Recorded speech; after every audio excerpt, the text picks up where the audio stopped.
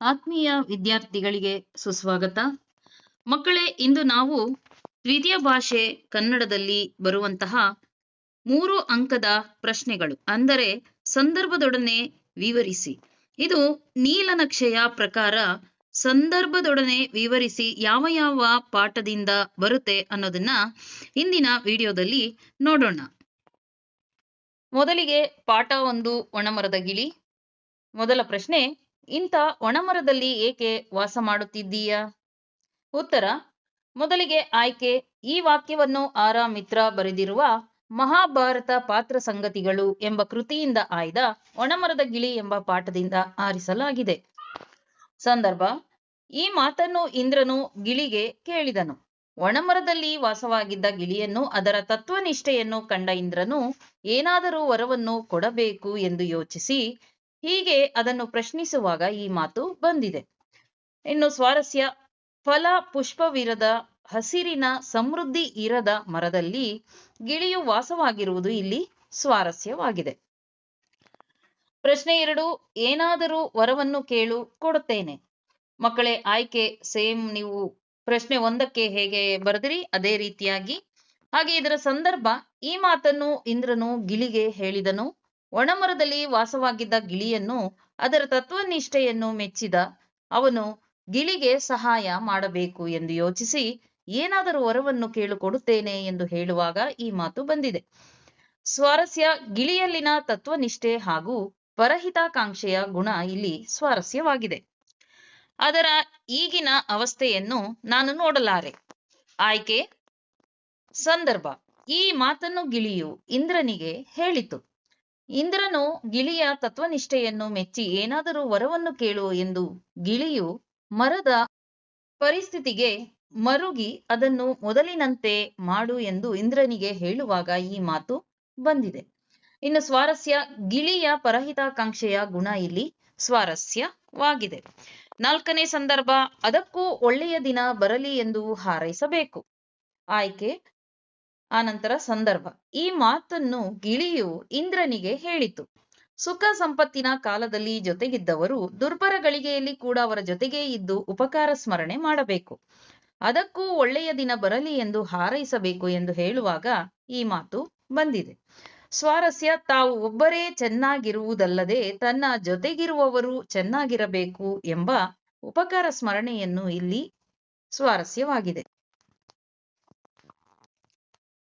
ಇನ್ನು ಮುಂದಿನ ಪಾಠ 3, ಗಾನಯೋಗಿ ಪಂಡಿತ ಪುಟ್ಟರಾಜ ಗವಾಯಿಗಳು. ಸಂದರ್ಭ 1: ಅರಿ ಹರಿಯುವುದರ ಬದಲು ಗುಡ್ಡಿನ ಹರಿದು ಕಣ್ಣು ಹೋಗಿಬಿಟ್ಟವು. ಆಯ್ಕೆ. ಈ ವಾಕ್ಯವನ್ನು ರಮೇಶಗೌಡ, ಮಲ್ಲನಗೌಡ, ಕಲ್ಲನಗೌಡ ಬರೆದಿರುವ ಗಾನಯೋಗಿ ಡಾಕ್ಟರ್ ಪಂಡಿತ ಪುಟ್ಟರಾಜ ಕವಿ ಗವಾಯಿಗಳು ಅವರ ಜೀವನ ಚರಿತ್ರೆ ಎಂಬ ಕೃತಿಯಿಂದ ಆಯ್ದ ಗಾನಯೋಗಿ ಪಂಡಿತ ಪುಟ್ಟರಾಜ ಗವಾಯಿ ಎಂಬ ಗದ್ಯಭಾಗದಿಂದ ಆರಿಸಲಾಗಿದೆ. ಸಂದರ್ಭ: ಈ ಮಾತನ್ನು ಪುಟ್ಟರಾಜ ಗವಾಯಿಗಳು 6 ತಿಂಗಳಿಗೆ ಕಣ್ಣು ಕಳೆದುಕೊಂಡಿದ್ದರ ಬಗ್ಗೆ ಹೇಳುವ ಮಾತು. ಬಾಲ್ಯದಲ್ಲಿ ಬರೀ ನಾಟಿ ವೈದ್ಯವಿತ್ತು. ಕಣ್ಣು ಗುಡ್ಡೆಗೆ ತೊನಸಿ ಅಥವಾ ನಾಯಿಯ ಮೈಯಲ್ಲಿರುವ ಹುಳು ಮುಟ್ಟಿಸಬೇಕು ಎಂದು ಹೇಳಿದ್ದರು. ಆಗ ಮುಟ್ಟಿಸುವಾಗ ತೊನಸಿ ಕೈಜಾರಿ ಕಣ್ಣು ಒಳಗೆ ಬಿದ್ದು ಬಿಟ್ಟವು. ಆವಾಗ ಅದು ಅರಿ ಹರಿಯುವುದರ ಬದಲು ಗುಡ್ಡಿನ ಹರಿದು ಕಣ್ಣು ಹೋಗಿ ಬಿಟ್ಟಿತು ಎಂದು ಹೇಳುವ ಸಂದರ್ಭದಲ್ಲಿ ಈ ಮಾತು ಬಂದಿದೆ. ಸ್ವಾರಸ್ಯ: ಪುಟ್ಟರಾಜ ಗವಾಯಿ ಅವರು ಕಣ್ಣು ಕಳೆದುಕೊಂಡ ಪರಿಯನ್ನು ಹೇಳುವಾಗ ಅದರಲ್ಲಿ ಯಾವ ವೇದನೆಯೂ ಇಲ್ಲದಿರುವುದನ್ನು ಇಲ್ಲಿ ಕಾಣಬಹುದಾಗಿದೆ. ಮುಂದಿನ ಸಂದರ್ಭ: ಮಗು ಇಂದಿನಿಂದ ಇದು ನನ್ನ ಹಾರ್ಮೋನಿಯಂ ಅಲ್ಲ. ಆಯ್ಕೆ ಯಥಾ ರೀತಿಯಲ್ಲಿ ನೀವು ಬರೆಯಬಹುದು. ಸಂದರ್ಭ: ಈ ಮಾತನ್ನು ಪುಟ್ಟರಾಜರ ಸೋದರ ಮಾವ ಚಂದ್ರಶೇಖರಯ್ಯನವರು ಗವಾಯಿಗಳಿಗೆ ಹೇಳುವ ಮಾತು. ಬಾಲಕ ಪುಟ್ಟರಾಜರು ತನ್ನ ಮಾವನ ಹಾರ್ಮೋನಿಯಂ ಜನರೆಲ್ಲರೂ ಮನೆಯ ಒಳಗೆ ಬಂದು ಕುಳಿತರು. ಹೊಲಕ್ಕೆ ಹೋಗಿದ್ದ ಮಾವ ಮನೆಯ ಹೊರಗೆ ಜನರ ಗುಂಪನ್ನು ಕಂಡರು. ಮನೆಯ ಒಳಗೆ ಹಾರ್ಮೋನಿಯಂ ನುಡಿಸುತ್ತಿದ್ದ ಪುಟ್ಟ ಬಾಲಕನನ್ನು ಕಂಡರು. ಆಗ ಬಾಲಕ ಮಾವನ ಪಾದಗಳಿಗೆ ನಮಸ್ಕರಿಸಿದನು. ಮಾವ ಬಿಗಿಯಾಗಿ ಅಪ್ಪಿಕೊಂಡು, ಮಗು ಇಂದಿನಿಂದ ಇದು ನನ್ನ ಹಾರ್ಮೋನಿಯಂ ಅಲ್ಲ, ನಿನ್ನದು, ನಿನ್ನದೇ, ಅದು ನಿನ್ನ ಆಸ್ತಿ ಎಂದು ಹೇಳುವ ಸಂದರ್ಭದಲ್ಲಿ ಈ ಮಾತು ಬಂದಿದೆ. ಸ್ವಾರಸ್ಯ: ಪುಟ್ಟರಾಜರು ಕುರುಡ ಕುರುಡರಾಗಿದ್ದರೂ ಹಾರ್ಮೋನಿಯಂ ಚೆನ್ನಾಗಿ ನುಡಿಸುವುದು ಇಲ್ಲಿ ಸ್ವಾರಸ್ಯವಾಗಿದೆ. ಇನ್ನು ಸಂದರ್ಭ 7, ಅವನು ಬಂದರೆ ಕರೆದುಕೊಂಡು ಹೋಗು ತಾಯಿ. ಆಯ್ಕೆ ಸಂದರ್ಭ. ಈ ಮಾತನ್ನು ಗುರುಗಳಾದ ಪಂಚಾಕ್ಷರ ಗವಾಯಿಗಳು ಪಂಡಿತ ಪುಟ್ಟರಾಜ ಗವಾಯಿಗಳ ತಾಯಿ ಸಿದ್ದಮ್ಮರಿಗೆ ಹೇಳಿದ ಮಾತು. ಸಂಗೀತದ ಸಕಲ ವಿದ್ಯೆಗಳಲ್ಲಿ ಪಾರಂಗತನಾದ ಮುದ್ದು ಮಗನನ್ನು ನೋಡಿದ ತಾಯಿ ಸಿದ್ದಮ್ಮನವರಿಗೆ ಅಂತಃಕರಣ ತುಂಬಿ ಬಂತು. ಪಂಚಾಕ್ಷರ ಗವಾಯಿಗಳ ಪಾದಕ್ಕೆರಗಿ ಸೆರಗೊಡ್ಡಿ ಮಗನನ್ನು ಮನೆಗೆ ಕಳುಹಿಸಿಕೊಡುವಂತೆ ಬೇಡಿಕೊಂಡರು. ಆಗ ಗವಾಯಿಗಳು ಅವನು ಬಂದರೆ ಕರೆದುಕೊಂಡು ಹೋಗು ತಾಯಿ ಎಂದು ವಾತ್ಸಲ್ಯಪೂರ್ಣವಾಗಿ ಹೇಳುವ ಸಂದರ್ಭದಲ್ಲಿ ಈ ಮಾತು ಬಂದಿದೆ. ಸ್ವಾರಸ್ಯ. ಪಂಚಾಕ್ಷರ ಗವಾಯಿಗಳ ವಾತ್ಸಲ್ಯಪೂರ್ಣತೆಯ ಹಿತನುಡಿ ಹಾಗೂ ಅವರ ವಿನಯತೆಯ ಮಾತುಗಳನ್ನು ಇಲ್ಲಿ ಕಾಣಬಹುದಾಗಿದೆ. ಸಮಾಜದ ಹಣದಿಂದ ನನಗೆ ವಿದ್ಯೆ ಕೊಟ್ಟಿದ್ದಾರೆ. ಸಂದರ್ಭ. ಈ ಮಾತನ್ನು ಪಂಡಿತ ಪುಟ್ಟರಾಜ ಗವಾಯಿಗಳು ತಾಯಿ ಸಿದ್ದಮ್ಮನಿಗೆ ಹೇಳುವ ಮಾತು. ತಾಯಿ ಸಿದ್ದಮ್ಮನವರು ಪುಟ್ಟಯ್ಯನೆಡೆಗೆ ಬಂದು ಮನೆಗೆ ಬರುವಂತೆ ಕೇಳಿಕೊಂಡರು. ಆದರೆ ಪುಟ್ಟಯ್ಯನ ಮನಸ್ಸು ದೃಢವಾಯಿತು. ತಾಯಿಗೆ ಮೃದುವಾದ ಮಾತುಗಳಿಂದಲೇ ತನ್ನಿಚ್ಛೆಯನ್ನು ಹೇಳಿದರು. ನನಗೆ ನನ್ನ ಸರ್ವಸ್ವವು ಗುರುಗಳು. ಸಮಾಜದ ಹಣದಿಂದ ನನಗೆ ವಿದ್ಯೆ ಕೊಟ್ಟಿದ್ದಾರೆ. ಸಮಾಜದ ಋಣವನ್ನು ತೀರಿಸದೆ ಅದು ಹೇಗೆ ನಿನ್ನ ಜೊತೆ ಬರಲಿ ಎಂದು ಹೇಳುವ ಸಂದರ್ಭದಲ್ಲಿ ಈ ಮಾತು ಬಂದಿದೆ. ಸ್ವಾರಸ್ಯ. ತಾಯಿ ಪುಟ್ಟಯ್ಯನವರು ತಮ್ಮ ಸಮಸ್ತ ಜೀವನವನ್ನು ಸಮಾಜಕ್ಕೆ ಮುಡುಪಾಗಿ ಇಟ್ಟಿರುವುದು ಇಲ್ಲಿ ಸ್ವಾರಸ್ಯವಾಗಿದೆ. ಸಂದರ್ಭ 9, ಅವರ ಬಾಹ್ಯ ಕಣ್ಣು ಅಳಿಸಿದ್ದರೂ ಅಂತರಂಗದ ಕಣ್ಣು ಅರಳಿತ್ತು. ಸಂದರ್ಭ. ಈ ಮಾತನ್ನು ಪಂಚಾಕ್ಷರ ಗವಾಯಿಗಳು ಮತ್ತು ಪಂಡಿತ ಪುಟ್ಟರಾಜ ಗವಾಯಿಗಳ ಬಗ್ಗೆ ಲೇಖಕರು ಹೇಳುವ ಮಾತು. ಪುಟ್ಟರಾಜ ಗವಾಯಿಯವರು ಗುರುಗಳಾದ ಪಂಚಾಕ್ಷರಿ ಗವಾಯಿಗಳ ಶಿಷ್ಯತ್ವ ಪ್ರೀತಿಯ ಶಿಷ್ಯರೆಲ್ಲರಲ್ಲಿ ಒಬ್ಬರಾದರು. ತನ್ನ ಎಲ್ಲ ಸಹಪಾಠಿಗಳಿಗಿಂತ ಬಲು ಬೇಗ ಗುರುಗಳು ಹೇಳಿದ್ದನ್ನು ಗ್ರಹಿಸಿ ಪಂಚಾಕ್ಷರಿ ಗುರುಗಳನ್ನು ಅನುಕರಿಸಿದರು. ಗುರು ಶಿಷ್ಯರು ಇಬ್ಬರು ಅಂಧಕಾರರು.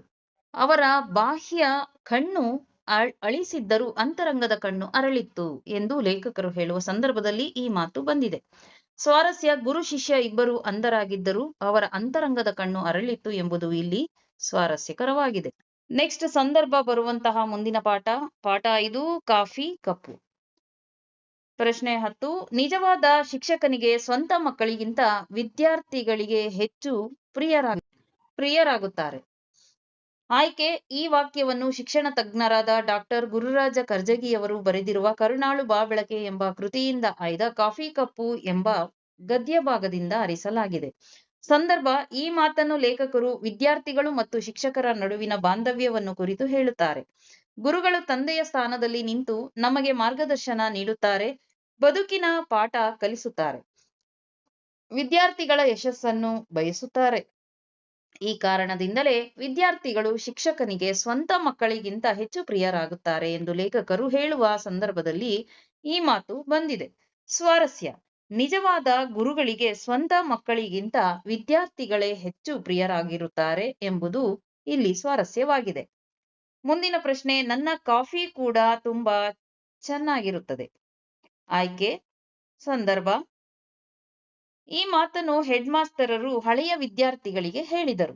ಹಳೆಯ ವಿದ್ಯಾರ್ಥಿಗಳು ಹೆಡ್ ಮಾಸ್ಟರನ್ನು ನೋಡಲು ಮನೆಗೆ ಹೋದಾಗ ಹೆಡ್ ಮಾಸ್ಟರರು ಅವರನ್ನು ಕುಳಿತುಕೊಳ್ಳಲು ಹೇಳಿ ಕಾಫಿ ಮಾಡಲು ಒಳಗೆ ಹೋಗುವಾಗ, ಮಕ್ಕಳೇ 1 ನಿಮಿಷ ಇರಿ, ನಿಮಗೆಲ್ಲ ಒಳ್ಳೆಯ ಕಾಫಿ ಮಾಡಿಕೊಂಡು ಬರುತ್ತೇನೆ, ನನ್ನ ಹೆಂಡತಿ ಹೋಗಿ ಕೆಲವು ವರ್ಷಗಳಾಯಿತು ಎಂದು ಹೇಳುವ ಸಂದರ್ಭದಲ್ಲಿ ಈ ಮಾತು ಬಂದಿದೆ. ಸ್ವಾರಸ್ಯ. ಹೆಡ್ ಮಾಸ್ಟರರು ಹಳೆಯ ವಿದ್ಯಾರ್ಥಿಗಳಿಗೆ ಕಾಫಿ ಮಾಡಿಕೊಡಲು ಹೊರಟಿರುವುದು ಇಲ್ಲಿ ಸ್ವಾರಸ್ಯವಾಗಿದೆ. ಸಂದರ್ಭ 12, ನೀವೇ ಕಾಫಿ ಹಾಕಿಕೊಳ್ಳಿ, ಆಮೇಲೆ ಕುಳಿತು ಮಾತನಾಡೋಣ. ಆಯ್ಕೆ. ಸಂದರ್ಭ. ಈ ಮಾತನ್ನು ಹೆಡ್ ಮಾಸ್ಟರರು ಹಳೆಯ ವಿದ್ಯಾರ್ಥಿಗಳಿಗೆ ಹೇಳಿದರು. ಹಳೆಯ ವಿದ್ಯಾರ್ಥಿಗಳಿಗೆ ಬಿಸಿ ಬಿಸಿ ಕಾಫಿಯನ್ನು ಒಂದು ದೊಡ್ಡ ಪಾತ್ರೆಯಲ್ಲಿ ಒಂದೆರಡು ಟ್ರೇನಲ್ಲಿ ಸುಮಾರು 30ರಿಂದ 35 ಕಾಫಿ ಕಪ್ಪುಗಳನ್ನು ತಂದಿಡುವ ಸಂದರ್ಭದಲ್ಲಿ ಈ ಮೇಲಿನ ಮಾತನ್ನು ಹೇಳುತ್ತಾರೆ. ಸ್ವಾರಸ್ಯ. ಹೆಡ್ ಮಾಸ್ಟರರು ಕಾಫಿ ಕಪ್ಪುಗಳ ಉದಾಹರಣೆ ತೆಗೆದುಕೊಳ್ಳುತ್ತಾ ಅವರ ಸಮಸ್ಯೆಗೆ ಕಾರಣ ತಿಳಿಸುವ ಬಗೆ ಇಲ್ಲಿ ಸ್ವಾರಸ್ಯವಾಗಿದೆ. ಸಂದರ್ಭ 13, ನೀವು ಗಮನಿಸಿದ್ದೀರಾ, ನೀವೆಲ್ಲ ಎಂಥ ಕಪ್ಪು ಆರಿಸಿಕೊಂಡಿದ್ದೀರಿ? ಆಯ್ಕೆ ಸಂದರ್ಭ: ಈ ಮಾತನ್ನು ಹೆಡ್ ಮಾಸ್ಟರರು ಹಳೆಯ ವಿದ್ಯಾರ್ಥಿಗಳಿಗೆ ಹೇಳಿದರು. ಹೆಡ್ ಮಾಸ್ಟರರು ಸುಮಾರು 30 ರಿಂದ 35 ಕಾಫಿ ಕಪ್ಪುಗಳನ್ನು ತಂದಿಡುತ್ತಾರೆ. ಅವುಗಳಲ್ಲಿ ಕೆಲವು ಕಪ್ಪುಗಳು ಬೆಲೆ ಬಾಳುವಂತಹವು, ಕೆಲವು ಸ್ಟೀಲಿನದ್ದು, ಕೆಲವು ಪಿಂಗಾಣಿಯದು, ಇನ್ನು ಕೆಲವು ಪ್ಲಾಸ್ಟಿಕ್‌ನದ್ದಾಗಿರುತ್ತವೆ. ಆದರೆ ಎಲ್ಲರೂ ಬೆಲೆ ಬಾಳುವ ಕಪ್ಪನ್ನೇ ಆರಿಸಿಕೊಳ್ಳುತ್ತಾರೆ. ಇದನ್ನು ಗಮನಿಸಿದ ಹೆಡ್ ಮಾಸ್ಟರರು ಈ ಮೇಲಿನ ಮಾತನ್ನು ಹೇಳುತ್ತಾರೆ. ಸ್ವಾರಸ್ಯ: ಪ್ರತಿಯೊಬ್ಬ ವ್ಯಕ್ತಿಯು ಉತ್ತಮವಾದುದನ್ನೇ ಪಡೆಯಬೇಕು ಎನ್ನುವಲ್ಲಿ ಗಮನ ಹರಿಸುವುದು ಇಲ್ಲಿ ವಿಶೇಷವಾಗಿದೆ. ಇನ್ನು ಸಂದರ್ಭ 14: ಭಗವಂತ ನಿಮಗೆ ಜೀವನ ಎನ್ನುವ ಕಾಫಿ ಕೊಟ್ಟಿದ್ದಾನೆ. ಆಯ್ಕೆ ಸಂದರ್ಭ: ಈ ಮಾತನ್ನು ಹೆಡ್ ಮಾಸ್ಟರರು ವಿದ್ಯಾರ್ಥಿಗಳಿಗೆ ಹೇಳಿದ್ದಾರೆ. ಭಗವಂತ ನಮಗೆ ಕಾಫಿ ಮಾತ್ರ ಕೊಟ್ಟಿದ್ದಾನೆ, ಕಪ್ಪುಗಳನ್ನಲ್ಲ. ಅವನ್ನೆಲ್ಲ ನಾವು ಮಾಡಿಕೊಂಡಿದ್ದೇವೆ. ಭಗವಂತ ಕೊಟ್ಟ ಜೀವನವನ್ನು ಆಸ್ವಾದಿಸಿ, ಅಲಂಕಾರಗಳ ಬೆನ್ನತ್ತಿ ಓಡಿ ಓಡಿ ಜೀವನವನ್ನು ಮರೆಯಬೇಡಿ. ಕಾಫಿಯನ್ನು ಆಸ್ವಾದಿಸಿ ಎಂದು ಹೆಡ್ ಮಾಸ್ಟರರು ಹೇಳುವ ಸಂದರ್ಭದಲ್ಲಿ ಈ ಮಾತು ಬಂದಿದೆ. ಇನ್ನು ಸ್ವಾರಸ್ಯ: ಮನುಷ್ಯನ ಪ್ರಸ್ತುತ ನೈಜ ಬದುಕನ್ನು ಒಂದು ಕಾಫಿಗೆ ಮತ್ತು ಕಾಫಿಯ ಕಪ್ಪಿಗೆ ಹೋಲಿಸಿರುವುದು ಇಲ್ಲಿ ಸ್ವಾರಸ್ಯವಾಗಿದೆ. ಮುಂದಿನ ಪಾಠ ನನ್ನ ಗೋಪಾಲ. ಸಂದರ್ಭ 15: ಸಾವಿರಾರು ಮಳೆಬಿಲ್ಲುಗಳು ಸೇರಿ ಕುಣಿದಂತೆ ತೋರುತ್ತಿತ್ತು. ಆಯ್ಕೆ: ಈ ವಾಕ್ಯವನ್ನು ಕುವೆಂಪುರವರ ನನ್ನ ಗೋಪಾಲ ಎಂಬ ನಾಟಕದಿಂದ ಆಯ್ಕೆ ಮಾಡಿಕೊಳ್ಳಲಾದ ನನ್ನ ಗೋಪಾಲ ಎಂಬ ಗದ್ಯ ಭಾಗದಿಂದ ಆರಿಸಲಾಗಿದೆ. ಈ ಮಾತನ್ನು ಗೋಪಾಲನು ತನ್ನ ಅಮ್ಮನಿಗೆ ಹೇಳಿದನು. ಬನದಲ್ಲಿ ಕಂಡುಬರುವ ಪ್ರಕೃತಿಯನ್ನು ವರ್ಣಿಸುತ್ತಾ ಮಲ್ಲಿಗೆ ಹೂ, ಕೇದಗೆ ಹೂ, ಸಂಪಿಗೆ ಹೂ, ಪರ್ವತ ಬಾಳೆಯ ಹೂ, ಗೋರಂಟಿ ಹೂ ಅರಳಿ ಸಾವಿರಾರು ಮಳೆಬಿಲ್ಲುಗಳು ಕುಣಿದಂತೆ ತೋರುತ್ತಿತ್ತು ಎಂದು ವರ್ಣಿಸುತ್ತಾ ಈ ಮಾತನ್ನು ಹೇಳಿದನು. ಸ್ವಾರಸ್ಯ: ಪ್ರಕೃತಿಯ ಸೊಬಗನ್ನು ಕವಿ ವೈಶಿಷ್ಟ್ಯಪೂರ್ಣವಾಗಿ ವರ್ಣಿಸಿರುವುದೇ ಇಲ್ಲಿ ಸ್ವಾರಸ್ಯವಾಗಿದೆ. ಆ ಗೋಪಾಲ ಕೊಡಬೇಕು, ನಾವು ಉಣಬೇಕು. ಆಯ್ಕೆ ಸಂದರ್ಭ: ಈ ಮಾತನ್ನು ಗೋಪಾಲನ ತಾಯಿ ಮಗನಿಗೆ ಹೇಳಿದಳು. ಗೋಪಾಲನು ನನಗೆ ಒಂಟಿಯಾಗಿ ಕಾಡು ದಾಟಿ ಬರುವಾಗ ಭಯವಾಗುತ್ತದೆ. ನನ್ನ ಗೆಳೆಯರ ಜೊತೆ ಆಳುಗಳು ಇರುತ್ತಾರೆ, ನನ್ನ ಜೊತೆ ಮಾತ್ರ ಯಾರೂ ಇಲ್ಲ ಎಂದಾಗ ತಾಯಿ ಅವರೆಲ್ಲ ಶ್ರೀಮಂತರು ಎಂದು ಹೇಳುವಾಗ ಈ ಮಾತು ಬಂದಿದೆ. ಸ್ವಾರಸ್ಯ: ಗೋಪಾಲನ ತಾಯಿಯ ಕಷ್ಟದ ಪರಿಸ್ಥಿತಿಯನ್ನು ಮತ್ತು ಭಗವಂತನ ಮೇಲಿನ ನಂಬಿಕೆಯನ್ನು ಇಲ್ಲಿ ಕಾಣಬಹುದು. ಸಂದರ್ಭ 17: ಆ ಮಗುವಿಗೆ ಬಡತನದ ಬವಣೆ ಏಕೆ? ಆಯ್ಕೆ ಮತ್ತು ಸಂದರ್ಭ: ಈ ಮಾತನ್ನು ಗೋಪಾಲನ ತಾಯಿ ತನ್ನ ಮನಸ್ಸಿನಲ್ಲಿಯೇ ಹೇಳಿಕೊಂಡಳು. ಇಲ್ಲಿಯವರೆಗೆ ತಾನು ತನ್ನ ಮಗನಿಗೆ ಬಡತನದ ಬಗ್ಗೆ ತಿಳಿಯದಂತೆ ಬೆಳೆಸಿದೆ. ಆದರೆ ಈಗ ನನಗೆ ಇನ್ನು ಮುಂದೆ ತಮ್ಮ ಬಡತನವನ್ನು ತಿಳಿಸದೆ ಬೇರೆ ದಾರಿ ಇಲ್ಲವಲ್ಲ ಎಂದು ದುಃಖಿಸುತ್ತಾ ದೇವರಿಗೆ ಹೀಗೆ ಬೇಡುತ್ತಾ ಹೇಳುವಾಗ ಈ ಮಾತು ಬಂದಿದೆ. ಸ್ವಾರಸ್ಯ: ತಾಯಿ ಕಷ್ಟವೇನಿದ್ದರೂ ತನಗೇ ಇರಲಿ ಎಂದು ಮಗನಿಗೆ ಬೇಡ ಎನ್ನುವ ಮಾತೃ ವಾತ್ಸಲ್ಯದ ವರ್ಣನೆ ಇಲ್ಲಿ ಸ್ವಾರಸ್ಯವಾಗಿದೆ. ಪ್ರಶ್ನೆ 18: ಅಮ್ಮನ ಮಾತು ಸುಳ್ಳಾಗಲಾರದು. ಆಯ್ಕೆ ಸಂದರ್ಭ: ಈ ಮಾತನ್ನು ಗೋಪಾಲನು ತನ್ನಲ್ಲಿ ಹೇಳಿಕೊಂಡನು. ಕಾಡಿನಲ್ಲಿ ಗೋಪಾಲನು ಭಯಗೊಂಡು ತಾಯಿ ಹೇಳಿದಂತೆ ಅಣ್ಣನನ್ನು ಕರೆದಾಗ ಬರಲಿಲ್ಲ. ಆಗ ಅವನು ಅನುಮಾನದಿಂದ ತನ್ನಲ್ಲೇ ತಾಯಿಯ ಮಾತಿನ ಮೇಲಿರುವ ವಿಶ್ವಾಸವನ್ನು ಹೊಂದಿರುವ ಸಂದರ್ಭದಲ್ಲಿ ಈ ಮಾತು ಬಂದಿದೆ. ಸ್ವಾರಸ್ಯ: ತಾಯಿಯು ಹೇಳಿದ ಮಾತು ಮತ್ತು ತಾಯಿಯ ಮಾತಿನ ಮೇಲಿನ ಅಪಾರ ನಂಬಿಕೆಯನ್ನು ಇಲ್ಲಿ ಕಾಣಬಹುದು. ಇನ್ನು ಪದ್ಯ ಭಾಗದಲ್ಲಿ 3 ಅಂಕದ ಪ್ರಶ್ನೆಗಳು ಅಂದ್ರೆ ಸಂದರ್ಭ ಬರುವಂತಹ ಒಂದು ಚಾನ್ಸ್ ಯಾವ ಪಾಠದಲ್ಲಿ ಇರುತ್ತೆ ಅಂದ್ರೆ ಪದ್ಯ 2 ಸವಿಚೈತ್ರ. ನೆಲದಮ್ಮ ನವವಧುವೆ ಆದಳಿಂತು. ಆಯ್ಕೆ: ಈ ವಾಕ್ಯವನ್ನು ಬಸವರಾಜ ಸಾದರ ಅವರು ರಚಿಸಿರುವ ಸಿಸಿಫರ ಸುತ್ತು ಎಂಬ ಕವನ ಸಂಕಲನದಿಂದ ಆಯ್ದ ಸವಿಚೈತ್ರ ಎಂಬ ಪದ್ಯ ಭಾಗದಿಂದ ಆರಿಸಿಕೊಳ್ಳಲಾಗಿದೆ. ಸಂದರ್ಭ: ಚೈತ್ರ ಮಾಸದಲ್ಲಿ ಪ್ರಕೃತಿಯಲ್ಲಾಗುವ ಬದಲಾವಣೆಗಳನ್ನು ಕುರಿತು ಕವಿ ಹೇಳುವ ಮಾತಿದು. ವಸಂತ ಋತುವಿನಲ್ಲಿ ಗಿಡಮರಗಳು ಹೊಸ ಚಿಗುರೆಲೆಗಳಿಂದ ತುಂಬುತ್ತವೆ. ಬಗೆ ಬಗೆಯ ಬಣ್ಣದ ಹೂಗಳು ಅರಳಿ ಕಂಪನ್ನು ಬೀರುತ್ತವೆ. ಮಾವು, ಬೇವು ಮುಂತಾದ ಮರಗಳಲ್ಲಿ ಫಲ ಪುಷ್ಪಗಳು ತುಂಬುತ್ತವೆ. ಮಾವಿನ ಚಿಗುರನ್ನು ಸವಿದು ಕೋಗಿಲೆಯು ಇಂಪಾಗಿ ಹಾಡುವ ಗಾನವು ಭೂಮಿಯ ಎಲ್ಲಾ ಕಡೆ ಮೊಳಗುತ್ತವೆ. ಎಲ್ಲಾ ಕಡೆ ಹಸಿರಿನಿಂದ ಕೂಡಿ ಭೂಮಿ ನವವಧುವಿನಂತೆ ಕಂಗೊಳಿಸುತ್ತಾಳೆಂದು ಹೇಳುವ ಸಂದರ್ಭದಲ್ಲಿ ಈ ಮಾತು ಬಂದಿದೆ. ಸ್ವಾರಸ್ಯ: ಯುಗದ ಆದಿಯಲ್ಲಿ ಭೂಮಿ ತಾಯಿಯು ಕಾಣುವ ಬಗ್ಗೆ ವರ್ಣಿಸಿರುವುದನ್ನು ಇಲ್ಲಿ ಕಾಣಬಹುದು. ಮುಂದಿನ ಸಂದರ್ಭ: ನೆಲಮುಗಿಲ ವಾಲಗವೇ ನಡೆದಂತಿದೆ. ಸಂದರ್ಭ: ಚೈತ್ರ ಮಾಸದಲ್ಲಿ ಪ್ರಕೃತಿಯಲ್ಲಾಗುವ ಬದಲಾವಣೆಗಳನ್ನು ಕುರಿತು ಕವಿ ಹೇಳುವ ಮಾತಿದು. ಚೈತ್ರ ಮಾಸ ಬಂದಾಗ ಪ್ರಕೃತಿಯಲ್ಲಿ ಎಲ್ಲೆಲ್ಲೂ ಹೊಸ ಚೈತನ್ಯವು ಕಂಡುಬರುತ್ತದೆ. ಮಾವು, ಬೇವು ಮುಂತಾದ ಮರಗಳಲ್ಲಿ ಚಿಗುರು ತುಂಬಿತ್ತು. ಮೈ ಕೊಡವಿ ಆಗ ತಾನೇ ಎದ್ದು ಜಗತ್ತಿನ ಪ್ರಾಣಿ ಪಕ್ಷಿಗಳು ಯಾವುದೋ ಲಘು ಬಗೆಯ ಕೆಲಸಕ್ಕೆ ಹೊರಟಂತೆ ಕಾಣುತ್ತಿತ್ತು. ಎಲ್ಲೆಲ್ಲೂ ನೆಲಮುಗಿಲ ವಾಲಗವೇ ನಡೆಯುತ್ತಿರುವಂತೆ ಕಾಣುತ್ತಿತ್ತು ಎಂದು ಹೇಳುವ ಸಂದರ್ಭದಲ್ಲಿ ಈ ಮಾತು ಬಂದಿದೆ. ಸ್ವಾರಸ್ಯ: ಹೊಸ ಮಾಸ, ಹೊಸ ಜೀವೋಲ್ಲಾಸ ಕಂಡುಬರುವುದು ಇಲ್ಲಿ ಸ್ವಾರಸ್ಯವಾಗಿದೆ. ಎಲ್ಲರೆದೆಗಳ ತುಂಬ ಸವಿಚೈತ್ರವು. ಆಯ್ಕೆ: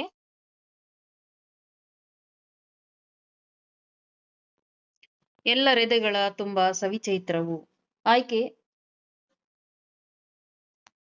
ಸಂದರ್ಭ: ಚೈತ್ರ ಮಾಸದಲ್ಲಿ ಪ್ರಕೃತಿಯಲ್ಲಾಗುವ ಬದಲಾವಣೆಗಳನ್ನು ಕುರಿತು ಕವಿ ಹೇಳುವ ಮಾತಿದು.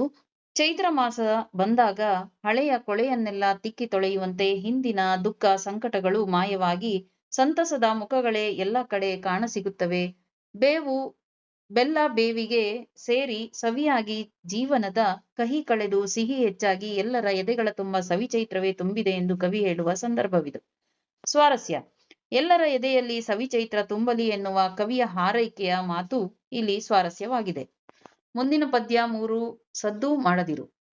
ಸಂದರ್ಭ 21. ಶಾಂತಿಯಲ್ಲಿ ಬದುಕಿನಿ, ಕರ್ತವ್ಯವನ್ನು ಮುಗಿಸು. ಆಯ್ಕೆ: ಈ ವಾಕ್ಯವನ್ನು ಸಿ.ಪಿ. ಕೃಷ್ಣಕುಮಾರ್ ಅವರು ಬರೆದಿರುವ ಬೊಗಸೆ ಕವನ ಸಂಕಲನದಿಂದ ಆಯ್ದ ಸದ್ದು ಮಾಡದಿರು ಎಂಬ ಪದ್ಯದಿಂದ ಆರಿಸಲಾಗಿದೆ. ಸಂದರ್ಭ: ಈ ಮಾತನ್ನು ಕವಿಯು ಓದುಗರಿಗೆ ಹೇಳಿದ್ದಾರೆ. ನಾವು ಪ್ರಕೃತಿಯನ್ನು ಆದರ್ಶವಾಗಿಟ್ಟುಕೊಂಡು ಬಾಳಬೇಕು.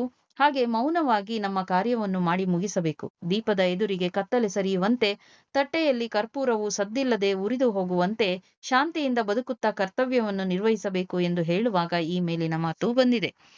ಸ್ವಾರಸ್ಯ: ಮಾನವನು ತನ್ನ ಜೀವನದಲ್ಲಿ ಯಾವುದೇ ಕೆಲಸದಲ್ಲಿ ತೊಡಗಿದರೂ ಶಾಂತಿಯಿಂದ ಮಾಡಬೇಕು ಎಂಬುದು ಇಲ್ಲಿ ಸ್ವಾರಸ್ಯವಾಗಿದೆ. ಸಂದರ್ಭ 22. ಸಿಡುಕು ಮಿಡುಕನ್ನು ತೊರೆದು ಮೌನಿಯಾಗು. ಆಯ್ಕೆ: ಸಂದರ್ಭ: ಈ ಮಾತನ್ನು ಕವಿಯು ಓದುಗರಿಗೆ ಹೇಳಿದ್ದಾರೆ. ಮನುಷ್ಯನ ಜೀವನದಲ್ಲಿ ಹಸಿ ಸೌದೆಯಂತೆ ಬುಸುಗುಡದೆ, ಸಿಡಿಮದ್ದು ಬರೀ ಸದ್ದು ಮಾಡುವಂತೆ ಬದುಕದೆ, ರವಿ ಕಿರಣಕ್ಕೆ ಮೌನಿಯಾಗಿ ಇಬ್ಬನಿಯು ಕರಗುವಂತೆ ಸಿಡುಕು ಮಿಡುಕನ್ನು ತೊರೆದು ಮೌನಿಯಾಗಿ ಬಾಳುವುದನ್ನು ಕಲಿಯಬೇಕೆಂದು ಕವಿ ಹೇಳುವ ಸಂದರ್ಭವಿದು. ಸ್ವಾರಸ್ಯ: ಜೀವನದಲ್ಲಿ ನಾವು ಇರಬೇಕಾದ ರೀತಿ ನೀತಿಯನ್ನು ಸರಳ ಭಾಷೆಯಲ್ಲಿ ಕವಿ ವರ್ಣಿಸಿರುವುದು ಇಲ್ಲಿ ಸ್ವಾರಸ್ಯವಾಗಿದೆ. ಇನ್ನು ಸಂದರ್ಭದ ಕೊನೆಯ ಪದ್ಯ 7. ನಿಟ್ಟೋಟದಲ್ಲಿ ಹಾಯ್ದನು ಬಿಟ್ಟ ಮಂಡೆಯಲ್ಲಿ. ಸಂದರ್ಭ 23. ಶಿವ ಶಿವ ಕಾದಿಗೆಲಿದವು. ಆಯ್ಕೆ: ಈ ವಾಕ್ಯವನ್ನು ಗದಗಿನ ನಾರಾಯಣಪ್ಪನವರು ಬರೆದಿರುವ ಕರ್ನಾಟ ಭಾರತ ಕಥಾಮಂಜರಿ ಎಂಬ ಮಹಾಕಾವ್ಯದಿಂದ ಆಯ್ದ ನಿಟ್ಟೋಟದಲ್ಲಿ ಹಾಯ್ದನು ಬಿಟ್ಟ ಮಂಡೆಯಲಿ ಎಂಬ ಪದ್ಯದಿಂದ ಆರಿಸಲಾಗಿದೆ. ಸಂದರ್ಭ: ಈ ಮಾತನ್ನು ವಿರಾಟ ರಾಜನ ಮಗನಾದ ಉತ್ತರಕುಮಾರನು ಬೃಹನ್ನಳೆ ವೇಷಧಾರಿ ಅರ್ಜುನನಿಗೆ ಹೇಳಿದನು. ಕೌರವರ ಭಯಂಕರ ಸೇನೆಯನ್ನು ಕಂಡು ಹೆದರಿ ರಣರಂಗದಿಂದ ಉತ್ತರಕುಮಾರನು ಓಡಲು ತೊಡಗಿದಾಗ ಬೃಹನ್ನಳೆ ವೇಷ ಧರಿಸಿದ್ದ ಅರ್ಜುನನು ತಡೆದು ಯುದ್ಧ ಭೂಮಿಯಿಂದ ಓಡುವುದು ಪಾಪವೆಂದು ಹೇಳಿದಾಗ ಈ ಮೇಲಿನ ಮಾತು ಬಂದಿದೆ. ಸ್ವಾರಸ್ಯ: ಉತ್ತರಕುಮಾರನ ಪೌರುಷ ಕೇವಲ ಹೆಂಗಳೆಯರ ಮುಂದೆ ಎನ್ನುವ ಗುಣ ವಿಶೇಷತೆಯನ್ನು ಇಲ್ಲಿ ಕಾಣಬಹುದು. ಸಂದರ್ಭ 24. ನಿಟ್ಟೋಟದಲ್ಲಿ ಹಾಯ್ದನು ಬಿಟ್ಟ ಮಂಡೆಯಲ್ಲಿ. ಆಯ್ಕೆ: ಸಂದರ್ಭ: ಈ ಮಾತನ್ನು ಕವಿ ಉತ್ತರಕುಮಾರನ ಬಗ್ಗೆ ಹೇಳುತ್ತಾನೆ. ಕೌರವ ಸೇನೆಯನ್ನು ಕಂಡು ಹೆದರಿದ ಉತ್ತರನು ಕೌರವ ಸೇನೆಯೊಡನೆ ಯುದ್ಧ ಮಾಡಲು ತನ್ನಿಂದ ಸಾಧ್ಯವಿಲ್ಲವೆಂದು ನಿಧಾನವಾಗಿ ರಥದ ಹಿಂದಿನಿಂದ ಧುಮುಕಿ ಬದುಕಿದೆ ಎಂದು ಕೆದರಿದ ತಲೆಯಲ್ಲಿಯೇ ಒಂದೇ ಸಮನೆ ಓಡಲು ಪ್ರಾರಂಭಿಸಿದನು ಎಂದು ಹೇಳುವಾಗ ಈ ಮಾತು ಬಂದಿದೆ. ಸ್ವಾರಸ್ಯ: ಉತ್ತರಕುಮಾರನು ಕೌರವರ ಸೇನೆಯನ್ನು ನೋಡಿ ರಥದಿಂದ ಧುಮುಕಿ ಓಡುವುದು ಇಲ್ಲಿ ಸ್ವಾರಸ್ಯವಾಗಿದೆ. ಸಂದರ್ಭ 25. ನಾಡ ನರಿಯವಲು ಹಲುಗಿರಿಯೇ ಬಿಡುವೆನೆ. ಆಯ್ಕೆ: ಸಂದರ್ಭ: ಈ ಮಾತನ್ನು ಅರ್ಜುನ ಉತ್ತರನಿಗೆ ಹೇಳಿದನು. ಉತ್ತರನು ಹೆಂಗಳೆಯರ ಮುಂದೆ ಕೌರವ ಸೇನೆಯನ್ನು ಸುಲಭವಾಗಿ ಎದುರಿಸಬಹುದೆಂದು ಬಾಯಿಗೆ ಬಂದಂತೆ ಮಾತನಾಡಿದನು. ಆದರೆ ಯುದ್ಧರಂಗದಲ್ಲಿ ಕೌರವ ಸೇನೆಯನ್ನು ಕಂಡು ಹೆದರಿ ಓಡಲು ಪ್ರಾರಂಭ ಮಾಡಿದನು. ಆಗ ಅರ್ಜುನನು ಉತ್ತರನನ್ನು ತಡೆದು ನಾಡ ನರಿಯಂತೆ ಓಡಿ ಹೋಗಲು ಬಿಡುವುದಿಲ್ಲ, ಕಾದು ನಡೆ ಎಂದು ಅರ್ಜುನನು ಉತ್ತರನಿಗೆ ಹೇಳುವಾಗ ಈ ಮಾತು ಬಂದಿದೆ. ಸ್ವಾರಸ್ಯ: ಅರ್ಜುನನು ಉತ್ತರಕುಮಾರನನ್ನು ಕುರಿತು ಹೇಳುವ ಶೌರ್ಯದ ಮಾತುಗಳು ಇಲ್ಲಿ ಸ್ವಾರಸ್ಯವಾಗಿದೆ. ಸಂದರ್ಭ 26. ಮರಮನೆಯ ನಾರಿಯರೇ ಸಾಕು. ಆಯ್ಕೆ: ಸಂದರ್ಭ: ಈ ಮಾತನ್ನು ಉತ್ತರನು ಅರ್ಜುನನಿಗೆ ಹೇಳಿದನು. ಕೌರವ ಸೇನೆಗೆ ಹೆದರಿ ಓಡಿ ಹೋಗುತ್ತಿದ್ದ ಉತ್ತರನಿಗೆ ಅರ್ಜುನನು ಈ ರೀತಿ ಯುದ್ಧರಂಗದಿಂದ ಓಡಿ ಹೋದರೆ ಪಾಪ ಸುತ್ತಿಕೊಳ್ಳುವುದೆಂದು ಹೇಳಿದಾಗ ಉತ್ತರನು, ನನಗೆ ಯುದ್ಧದಿಂದ ಸತ್ತು ವೀರಸ್ವರ್ಗ ಸೇರುವುದು ಬೇಡ, ಇಂದ್ರ ಪದವಿಯೂ ಬೇಡ, ಸುರರ ಸತಿಯರೂ ಬೇಡ, ನನಗೆ ನಮ್ಮ ಅರಮನೆಯ ನಾರಿಯರೇ ಸಾಕು ಎಂದು ಹೇಳುವಾಗ ಈ ಮಾತು ಬಂದಿದೆ. ಸ್ವಾರಸ್ಯ: ಉತ್ತರಕುಮಾರನು ಕೌರವ ಭಯಂಕರ ಸೇನೆಯನ್ನು ನೋಡಿದ ನಂತರ ಆಡುವ ಮಾತುಗಳು ಇಲ್ಲಿ ಸ್ವಾರಸ್ಯವಾಗಿದೆ. ಮಕ್ಕಳೇ, ಇದಿಷ್ಟು ಬ್ಲೂ ಪ್ರಿಂಟ್ನ ಪ್ರಕಾರ ಪರೀಕ್ಷೆಯಲ್ಲಿ ನಿಮಗೆ ಬರುವಂತಹ ಸಂದರ್ಭದ ಪ್ರಶ್ನೆಗಳು. ಒಟ್ಟು 5 ಸಂದರ್ಭಗಳಿರುತ್ತೆ. 5 ಸಂದರ್ಭಕ್ಕೆ 15 ಅಂಕಗಳು. ನೀವು ಚೆನ್ನಾಗಿ ಅಭ್ಯಾಸ ಮಾಡಿದರೆ ಖಂಡಿತ ನಿಮಗೆ 15ಕ್ಕೆ 15 ಅಂಕಗಳು ಸಿಕ್ಕೇ ಸಿಗುತ್ತೆ. ನಿಮಗೆ ಉಪಯುಕ್ತ ಅಂತ ಅನಿಸಿದ್ರೆ ನಿಮ್ಮ ಗೆಳೆಯರಿಗೂ ಶೇರ್ ಮಾಡುವ ಮೂಲಕ ಅವರಿಗೂ ಉಪಯೋಗ ಪಡೆದುಕೊಳ್ಳುವಂತೆ ಮಾಡಿ ಅಂತ ಆಶಿಸ್ತಾ, ವೀಕ್ಷಿಸಿದ ಎಲ್ಲ ವಿದ್ಯಾರ್ಥಿಗಳಿಗೂ ಧನ್ಯವಾದಗಳು.